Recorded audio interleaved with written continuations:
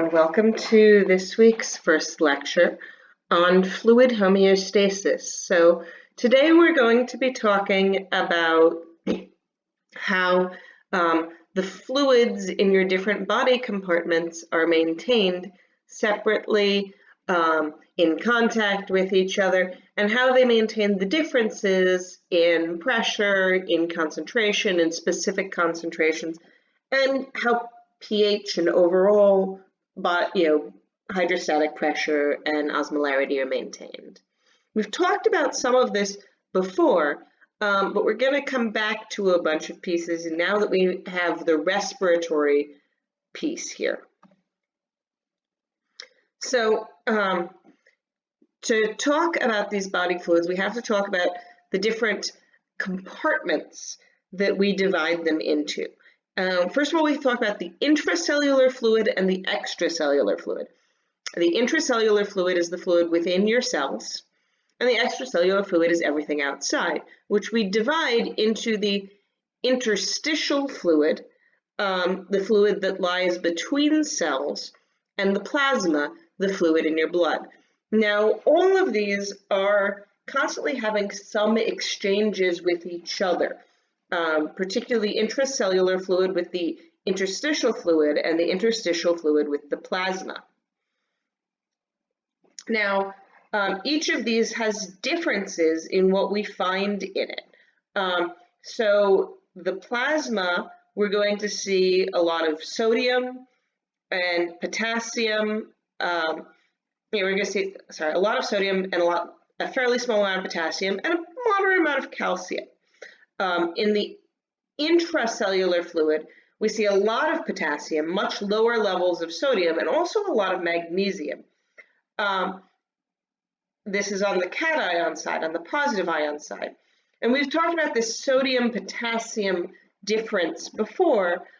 We use this, right? We use this for action potentials in particular, but also for transport of ions and other things, for like the glucose sodium symport, for example, which we've mentioned a little bit when we talked about insulin, and we're going to keep mentioning a lot more when we get to the digestive system. So anions are negative ions, and these also differ. So in the plasma, we're going to have a lot of chloride, and in the intracellular fluid, we're going to have a lot of phosphate. In both of these, we're going to have bicarbonate. That's our buffering system, remember, from carbon dioxide. Now, what's interesting here is the intracellular fluid has a lot of proteins, and the plasma has less proteins, but still a lot of proteins. The interstitial fluid has very little proteins. The proteins are really going to stay where they are almost all the time. There's very little movement of proteins between compartments, because the gaps just don't allow those proteins to flow.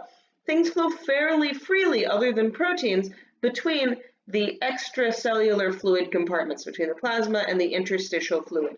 There's a lot more control about what passes between the extracellular fluid and the intracellular fluid. So that's why you'll notice that there's fairly small differences between the two extracellular fluid compartments, and a much bigger difference between the extracellular fluid and the intracellular fluid.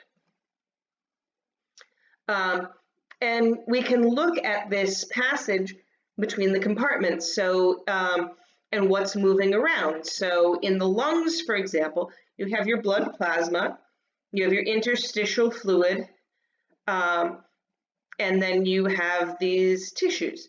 And so in the lungs, we have blood coming to the lungs that is carrying CO2, which it picked up in the from the interstitial fluid, and that CO2 was picked up from the interstitial fluid, from the cells.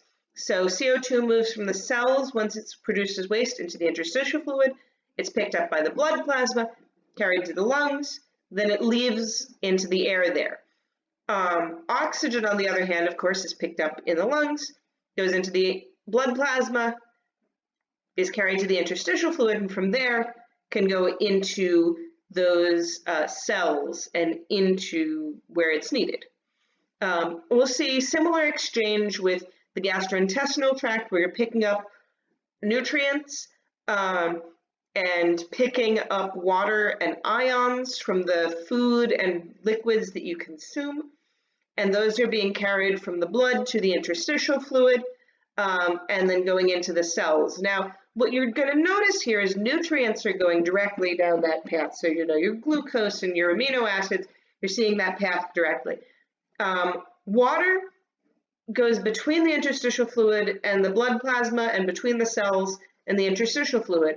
Ions pass between the blood plasma and the interstitial fluid, but they only go into the cells in a very controlled way.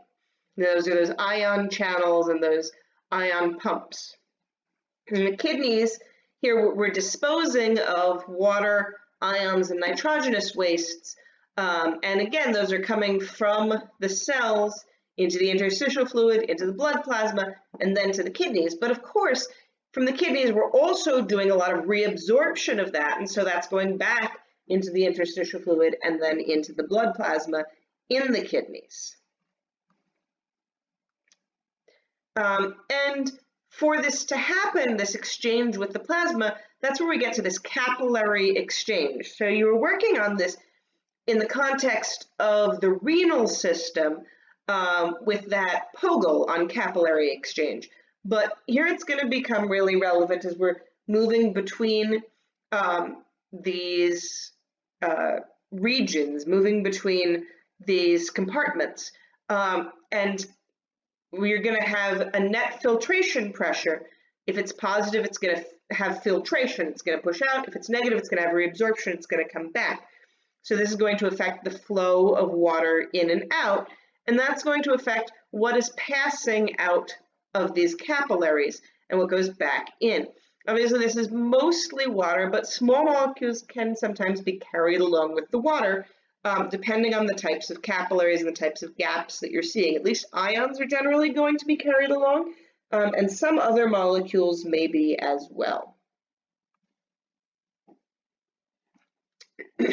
Now, when this fluid goes out, it goes out into the interstitial fluid.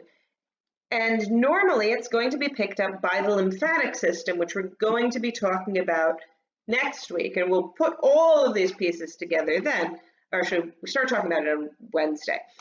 So this lymphatic system is going to pick that up. But you can have a buildup in the interstitial fluid, and that we call edema.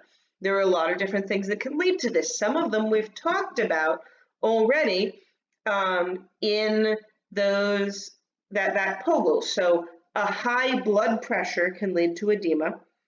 Also, low proteins in the blood plasma can lead to edema. Hypoalbuminemia, it's called, can lead to edema. Malfunction of the lymphatic system can lead to edema. And also, if we have proteins leaking out of the capillaries, that can lead to edema. Now, one thing that is a particular thing here is when I say high blood pressure, it doesn't have to be whole body high blood pressure. If you've ever had a job where you were standing on your feet all day and not doing a lot of moving around, you've probably come home at the end of the day and had your feet and ankles be a little bit swollen. That is because that high pressure from gravity makes it hard for you to get the blood back up into the veins, makes it hard for the lymphatic system to get the fluid back out of that interstitial tissue. And so this leads to that buildup and causes edema. In healthy people, that's probably going to be gone by the next morning, and so it's not really that big a deal, but it can build up and become a problem in people who have limited circulation or in people who are doing this day in and day out all the time for years. And that brings us to the end of part 1.